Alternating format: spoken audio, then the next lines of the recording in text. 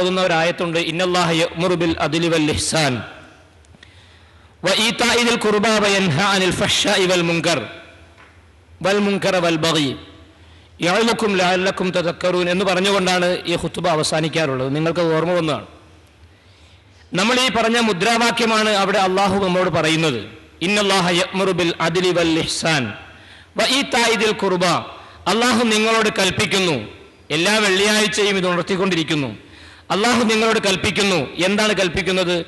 യഅ്മുറു bill അദ്ൽ, നീതി കൽപ്പിക്കുകയാണ്. നീതി നിങ്ങൾ പറയണം, നീതി നിങ്ങൾ നടപ്പാക്കണം. ഇത് അള്ളാഹുവിൻ്റെ കൽപ്പനയാണ്, ഉപദേശമല്ല, കൽപ്പനയാണ്. നിങ്ങളിത് നിർവഹിച്ചേ മതിയാവുകയുള്ളൂ.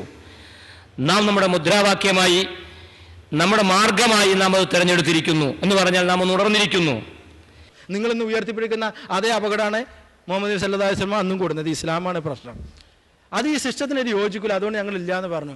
അവസാനം തൻ്റെ നാട്ടിൽ നിന്ന് ഈ ദൗത്യം പൂർത്തീകരിക്കാൻ കഴിയാത്തത് കൊണ്ട് നാട്ടിൽ നിന്ന് എതിർപ്പ്, പീഡനങ്ങൾ, പരിഹാസങ്ങൾ, ഒറ്റപ്പെടുത്തലുകൾ, അങ്ങനെ പ്രവാചകൻ സല്ലല്ലാഹു അലൈഹി വസല്ലം മദീനയിലേക്ക് പലായനം ചെയ്യുകയാണ്. ഈ പലായനം ചെയ്യുന്ന സമയത്താണ് സുറാഖത്ത്, അല്ലേ, ചരിത്രത്തിലുള്ള സംഗതിയാണ്. സുറാഖത്ത് പ്രവാചകൻ സല്ലല്ലാഹു അലൈഹി വസല്ലമയുടെ പിന്നാലെ ഈ ഒട്ടകപ്പുറത്ത് മദീനയിലേക്ക് പലായനം ചെയ്യുമ്പോൾ, സ്വന്തം ജന്മനാട് ഉപേക്ഷിച്ചിട്ട് പലായനം ചെയ്യുമ്പോൾ സുറാഖത്ത് ഇസ്ലാം മതം വിശ്വസിച്ചിട്ടില്ല, പ്രവാചകനെ പിന്തുടരാണ് അപകടപ്പെടുത്തുന്നതിന് വേണ്ടി. ഈ പിന്തുടരുന്ന അവസരത്തിൽ ഇവിടെ ഘട്ടം കഴിഞ്ഞാൽ പിന്നെ ഒട്ടകത്തിൻ്റെ കാലൊക്കെ മണലിൽ പൂണ്ടിട്ട് സുറാഖ പിന്നെ അവിടുന്ന് പിന്തിരിയാണ്.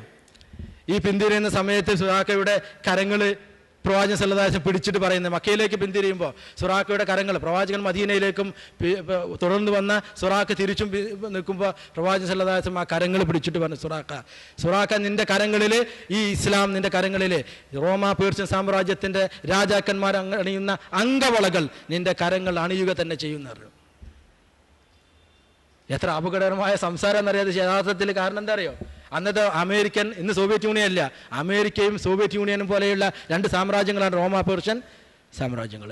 40 വർഷം കൊണ്ടെങ്കിലും അത് പൂർത്തീകരിക്കണം ഈ കരാർ, അല്ലേ? സുറാഖയുടെ കരങ്ങൾ ഒന്നുകിൽ സുറാഖ ഈ ലോകത്ത് നിന്ന് വിട പറയുന്നതിന് മുമ്പ്, അല്ലേ, സുറാഖ ഈ ലോകത്ത് നിന്ന് വിട പറയുന്നതിന് മുമ്പ് ഈ വാഗ്ദാനം പ്രവാചകൻ സല്ലല്ലാഹു അലൈഹി വസല്ലം പാലിക്കണം. ഇല്ലെങ്കിൽ പ്രവാചകത്വത്തിന് തന്നെ ചോദ്യം ചെയ്യപ്പെടുന്ന സംഗതിയാണ്. പക്ഷേ പ്രവാചകൻ സല്ലല്ലാഹു അലൈഹി വസല്ലം ആ പ്രതീക്ഷയോട് കൂടിയിട്ടാണ് സുറാഖയുടെ കരങ്ങൾ പിടിച്ചിട്ട് പറയുന്നത്, നിന്റെ കരങ്ങളിൽ ഇത് ഞാൻ അണിയുക തന്നെ ചെയ്യുന്നത്, ഇസ്ലാം അണിയുക തന്നെ ചെയ്യുന്നത്.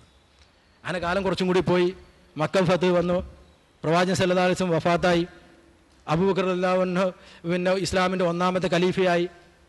അങ്ങനെ 2ാമത്തെ ഖലീഫയായിട്ട് ഉമർ ഇബ്നു ഖത്താബ് റളിയല്ലാഹു അൻഹു വരികയാണ്. രാജ്യത്ത് നല്ല വന്ന് ഇസ്ലാമിക സാമ്രാജ്യം വ്യാപിക്കാൻ തുടങ്ങി, ജയിച്ചടക്കാൻ തുടങ്ങി. അങ്ങനെ റോമാ പേർഷ്യൻ സാമ്രാജ്യങ്ങൾ കീഴടക്കി എന്നുള്ളതാണ്. റോമാ പേർഷ്യൻ സാമ്രാജ്യം